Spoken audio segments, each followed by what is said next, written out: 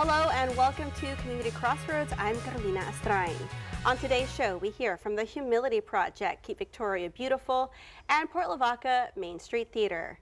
We're going to start with the Humility Project. It's a nonprofit founded 10 years ago here in the Crossroads by the founder and executive director, Kim Pickens. Welcome. Thank you for having me. It's great to have you, and the Humility Project has been serving our region for a decade now.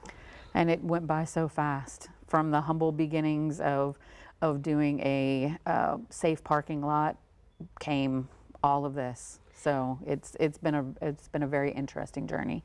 And this is a time of year when we're thinking of the underserved, when we're thinking of people that don't have a place to call home consistently when it's cold.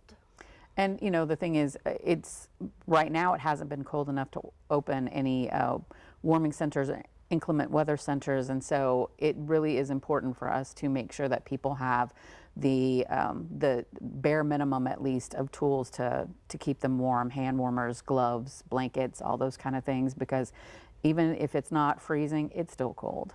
And that's what, like a $30 gift from any store, a set of hand warmers, a blanket. Oh, it could be less than that. It could be less than that. Like I said, there's so many places that people can go to donate, or if you have blankets in your house that you can wash and donate, like I said, those are always easy, simple, and very useful gifts for people to give.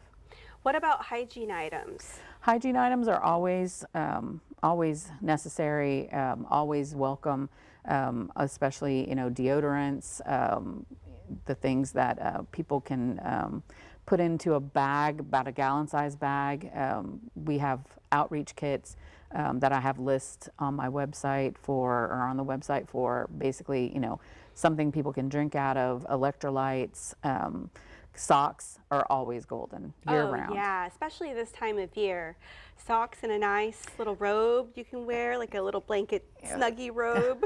That actually would be funny to see people in snuggies, but like I said, even just simple things, beanies, scarves, and hats. You can get those from the dollar store. You can get them from Walmart or Target. Like I said, it's easy to come across those things. And do sleeping bags help? Sleeping bags, I would love to have more sleeping bags at this time of year. We've given out pretty much everything we had that last cold snap, and so that's one of the things that I've been. Yeah, well, or you're out of certain things. So certain things. Yeah, so like I said, sleeping bags would be great. Sleeping bags, jackets, blankets, hand warmers. These are all things that could help someone going through a hard time this holiday season. Because just because people may not be homeless, we have a lot of people who are living in poverty or elderly or fixed income who are living in places that don't have heat. So we give out blankets to a lot of different people.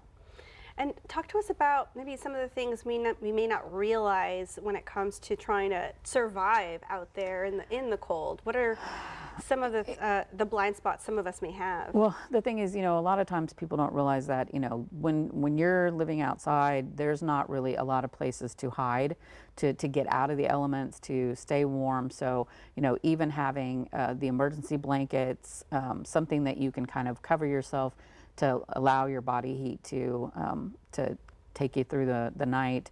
But I mean, it becomes dangerous, if somebody has a place where they are trying to kind of hide out.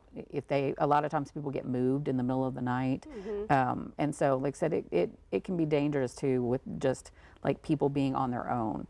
Yeah. Especially some of the ladies that are out there. So like I said, we try to always, find them and make sure they're okay. But sometimes, like I said, there's only so many places you can look for people to make sure they've got what they need. So like I said, we're always striving to find them. Gloves, blankets, sleeping bags, it goes a long way. Hand warmers too. Well, thank you so much, Kim. And we're going to keep talking about the Humility Project as you're celebrating 10 years. We're going to be right back here on Community Crossroads, and we'll hear more. We continue the conversation with Kim Pickens, the founder and executive director of the Humility Project. Welcome, Kim.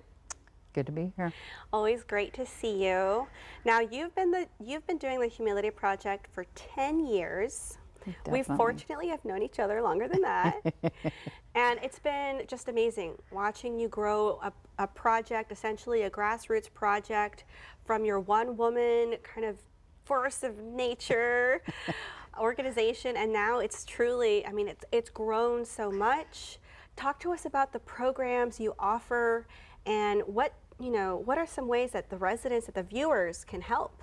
Well, the thing is, it started off very humbly, and so as I started to learn more about what people going through homelessness needed, that's how the programs kind of developed. So the biggest program I have right now is the ID and Connection, and so that's helping people get IDs or driver's license, birth certificates, laundry, helping them do laundry, helping with try to get them phones.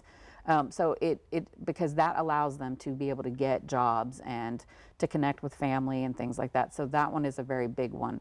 Then it's the case management part. It's the basically holding someone's hand through the process of whatever their goals are. So if you're trying to get into a place, like actually helping them through those steps, helping them with applications and those kind of things where they need maybe that little bit of help.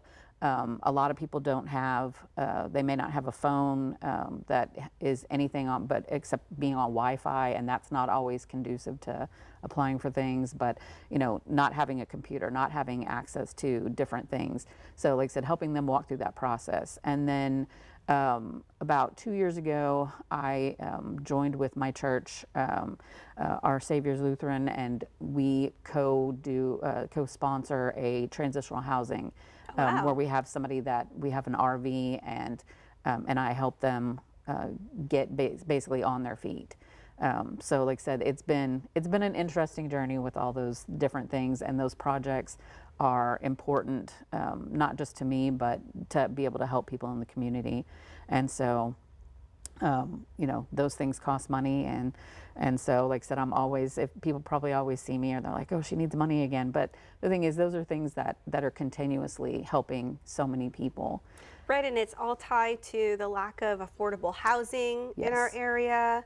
It's tied to the substance abuse issues we have in our communities, resources to help pull people out of those cycles of dysfunction. And it's a very personalized kind of a thing, because I don't have a staff, I don't have a lot of things, so it's me doing a lot of these things, and so it's a very much a personal and one-on-one experience for people. So it helps them to actually gain the confidence and the ability to go into their next phase of their life.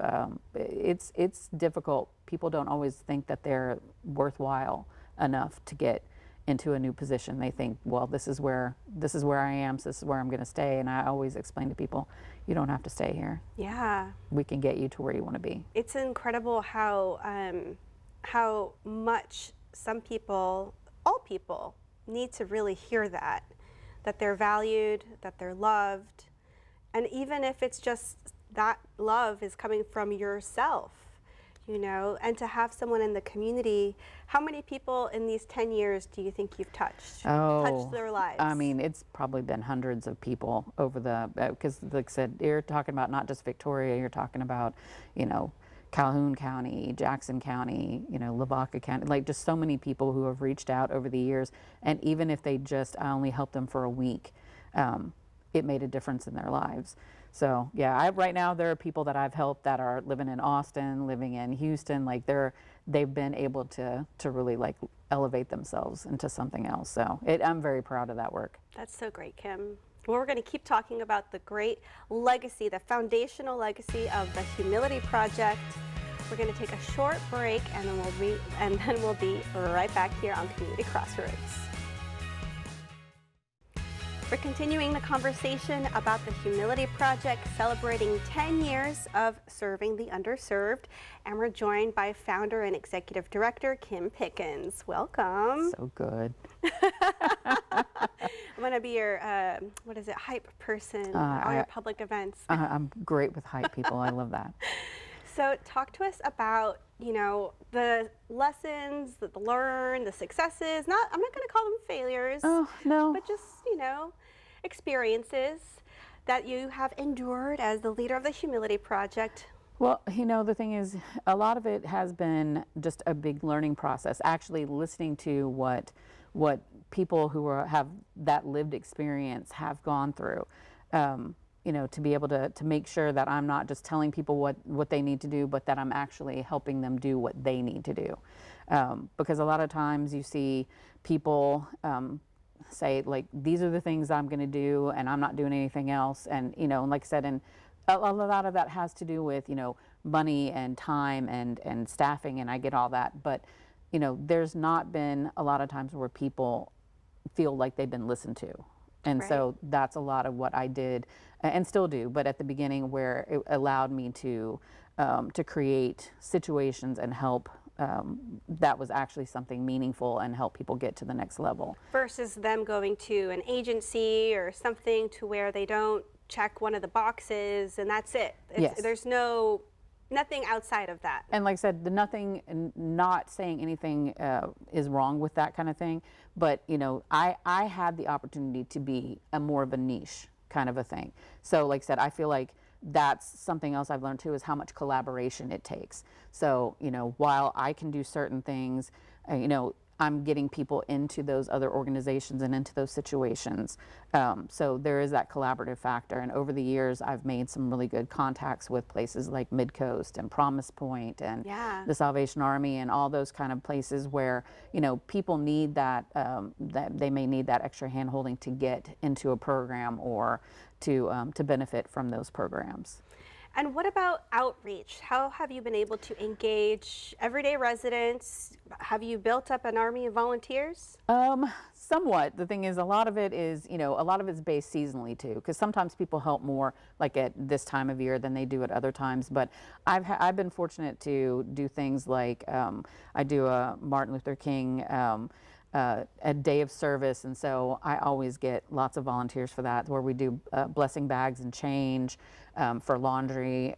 We've done for Hunger and Homelessness Awareness Week. We've slept out in the nasty, cold, rainy weather.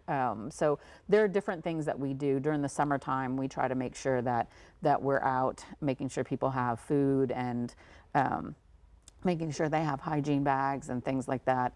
One of the things that kind of sprung off as somebody who followed the work I did is Allison Arguelles, who does Project Heatwave, and she was inspired by the work from the Humility Project, and so now she and I collaborate. She goes out and feeds people, especially around the Queen City Park area, like almost every weekend. So I need to get her on the show. Oh, she's awesome. Like I said, she has such a great heart, and so like all these collaborations, all these things, we've all impacted our area. Probably the only thing I wish I could do would be to go out more in the other counties, but people find me.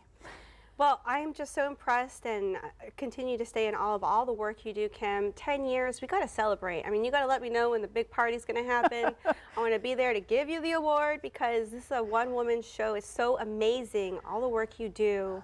It means so much. You're really part of the heartbeat of our community, Kim. Well, and I appreciate that, but I try not to think about it too much, because then, Right, like I said, it's called the Humility Project. Exactly. So, like I said, the work is what's important, not who's doing it, because like I said, if I didn't have regular donors, if I didn't have people who actually like helped me get the word out, I wouldn't have been able to make it this far and help as many people. You are my favorite humble queen. Oh, thank you. It's a blessing, so I appreciate it. Thank you, Kim, for everything you do. Thank you.